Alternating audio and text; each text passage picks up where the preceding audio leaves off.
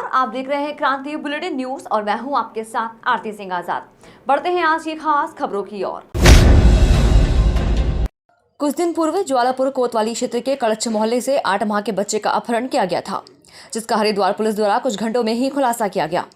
Police ने बच्चे को सकुशल बरामद कर 7 आरोपियों को गिरफ्तार किया था। पुलिस को आज एक और बड़ी कामयाबी हाथ लगी है। हरिद्वार कोतवाली क्षेत्र के रोड़ी बेलवाला से एक 6 साल के बच्चे का अपहरण हुआ था, जिसको आज पुलिस ने उत्तर प्रदेश के देवबंद से सकुशल बरामद किया है, मगर इस मामले में कोई भी आरोपी गिरफ्तार नहीं हुआ। पुलिस द्वारा बच्चे से पूछताछ कर आरोपियों को जल्द गिरफ्तार करने की बात की जा रही है। हरिद्वार एसएसपी अजय सिंह का कहना है कि रोड बेलवाला क्षेत्र से 9 तारीख को 6 साल का बच्चा अपने घर से लापता हो गया था, मगर परिजन द्वारा इसकी सूचना पुलिस को नहीं दी गई थी।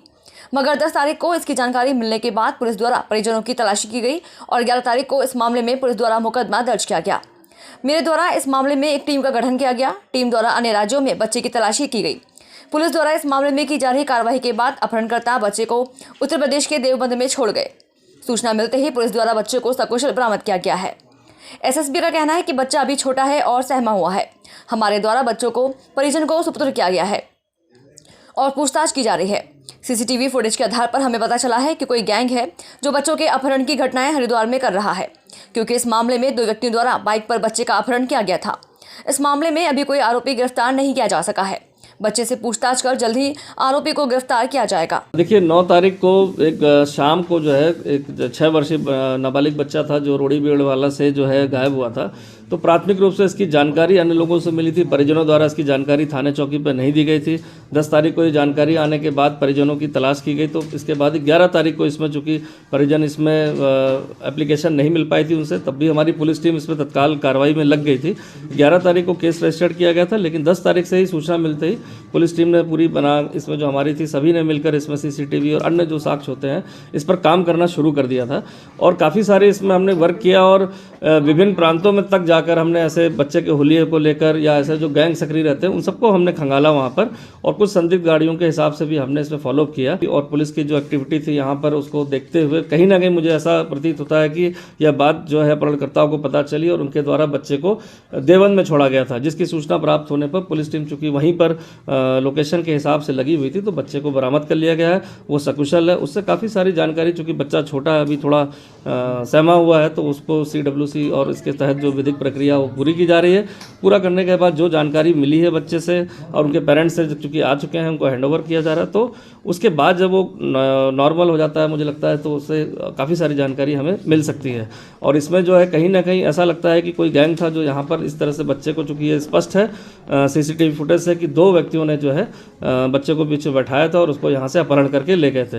अभी किसी और की गिरफ्तारी नहीं हुई, चूँकि पहली प्राथमिकता हमारी थी कि बच्चे को सकुशल बरामद करना है। और वो जैसे ही बच्चा बरामद मिला तो उसकी विधिक प्रक्रिया के लिए टीम को बुलाकर उसको हैंडओवर कराया जा रहा है, और जो उससे बच्चे से जानकारी मिली है उस पर फिर से हमारी टीमें जो है इस पर काम करेंगी। लक्सर कोतवाली क्षेत्र की रायसी पुलिस चौकी क्षेत्र के केवलपुरी गांव में आज एक विवाहिता की संदिग्ध परिस्थितियों में मौत हो गई। विवाहिता के परिजनों ने पति व उसके ससुरालियों पर हत्या का आरोप लगाया है। पुलिस ने मौके पर पहुंचकर शव का पंचनामा भरकर PM के लिए भेज दिया है। मृतक विवाहिता खानपुर थाना क्षेत्र के दल्लावाला की रहने वाली है, जिसकी लगभग 4 वर्ष पहले केवलपुरी गांव निवासी विक्की के साथ शादी हुई थी। मृतका के परिजनों का कहना है कि युवक का किसी महिला के साथ प्रेम प्रसंग चल रहा है। वह उसने कोर्ट मैरिज भी की हुई है। मौके पर पहुंचकर हमारे क्रांति बुलेटिन के संवाददाता प्रवीण सैनी ने लक्सर पुलिस अधिकारी विवेक कुमार से बात की। उन्होंने बताया कि आज सुबह 112 के माध्यम से उन्हें सूचना मिली कि केवलपुरी गांव में एक महिला की संदिग्ध परिस्थितियों में मौत का मामला है। पुलिस मौके पर पहुंच गई है और शव का पंचनामा भरकर PM के लिए भेजा गया है। पुलिस सभी तथ्यों पर जांच कर रही है। पोस्टमार्टम रिपोर्ट आने के बाद और परिजनों की ओर से मिली तहरीर के अनुसार आगे की कानूनी कार्रवाई की जाएगी। यह एक स्वाभाविक घटना है।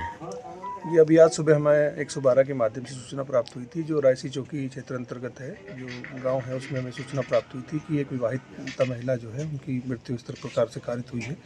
सभी तथ्य हमने अभी दिखवा लिए हैं और शव को पोस्टमार्टम के लिए हमने भिजवा दिया है और आगे की जो कानूनी कार्रवाई है वो आगे की जाएगी। लड़की की जी हत्या है या आत्महत्या है?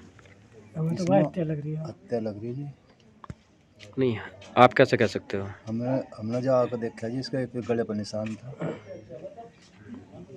और इसके अलावा लड़ते भी थे पहले भी, पहले कोर्ट मैरिज भी कर रखा इन्होंने। तो अब आप क्या कानूनी कार्रवाई चाहते हैं? ये कानूनी कार्रवाई तो अब तो पोस्टमार्टम की रिपोर्ट पर पता लग जाएगा जो कुछ भी है। लालकुआं में आज all media journalist association Uttarakhand का कुमाऊं मंडल पत्रकार सम्मेलन नैनीताल दुग्ध सहकारी संघ के सभागार में आयोजित हुआ। सम्मेलन में हल्द्वानी, कालाढूंगी, रामनगर, बाजपुर, रुद्रपुर के पत्रकारों ने हिस्सा लिया। वहीं सम्मेलन में पहुंचे all media journalist association Uttarakhand के प्रदेश अध्यक्ष बृजेंद्र हर्ष और प्रदेश महामंत्री रविंद्रनाथ कौशिक का क्षेत्र के पत्रकारों ने भव्य स्वागत किया।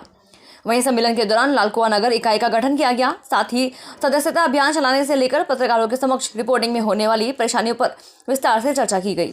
कि हमने कुमाऊं मंडल में जो आज ये पत्रकार समागम एक सम्मेलन के रूप में आयोजित किया, यहाँ आप लोगों ने उसको बहुत ही निष्ठा से बड़े आस्था के साथ में यहाँ आयोजित किया है।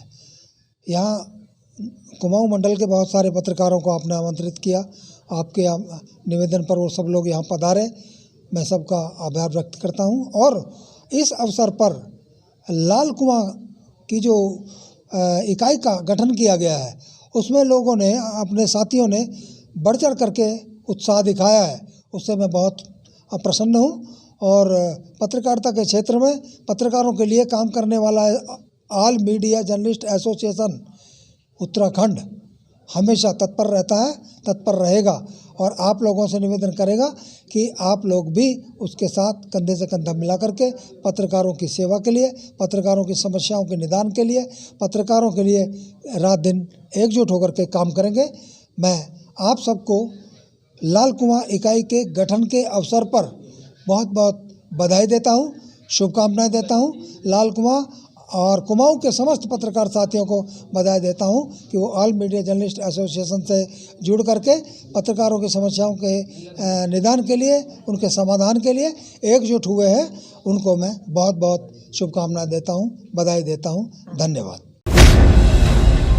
रुड़की के पिरान कलियर में महिला जिसके साथ लिव इन रिलेशन में रहती थी, उसी पर महिला ने उसके बेटे की हत्या करने का आरोप लगाया है। महिला ने पुलिस को तहरीर दी है कि लेकिन जब फोन पर महिला ने मामले की शिकायत पुलिस से की तो अपने प्रेमी को अपना बड़ा बेटा बताने लगी। हालांकि बाद में महिला ने सच उगल दिया और बड़े बेटे का सच सबके सामने आ गया।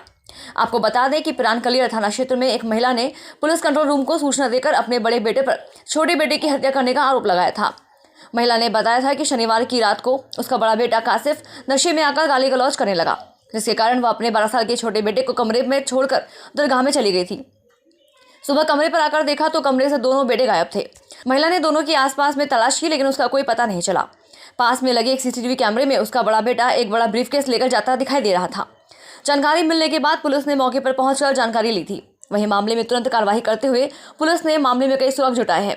हालांकि पुलिस अभी अपने स्तर से जांच में जुटी है और इस उलझी हुई गुत्थी को सुलझाने में जुटी है। वहीं सीसीटीवी फुटेज में कासिफ एक बड़ा सा बैग ले जाते हुए सीसीटीवी कैमरे में कैद हुआ है। छानबीन में पता चला है कि जिस कासिफ को महिला अपना बड़ा बेटा बता रही थी, असल में वह उसके साथ लिव इन रिलेशन में रह रही थी। महिला ने पूछताछ में पुलिस को यह जानकारी दी है। इस संबंध में एसपी देहात स्वप्न किशोर सिंह का कहना है कि महिला की तहरीर पर मुकदमा दर्ज किया गया है और सीसीटीवी फुटेज भी देखा गया है, जिसके आधार पर आगे की जांच पड़ताल की जा रही है। महिला के द्वारा तहरीर दी गई है। तहरीर के आधार पर अभियोग पंजीकृत किया गया है और सीसीटीवी फुटेज तथा अन्य तरीकों से साक्ष्य संकलन की कार्रवाई की जा रही है। सीसीटीवी फुटेज से एक गट्ठर जैसी चीज़ ले जाता हुआ एक युवक दिखाई पड़ रहा है।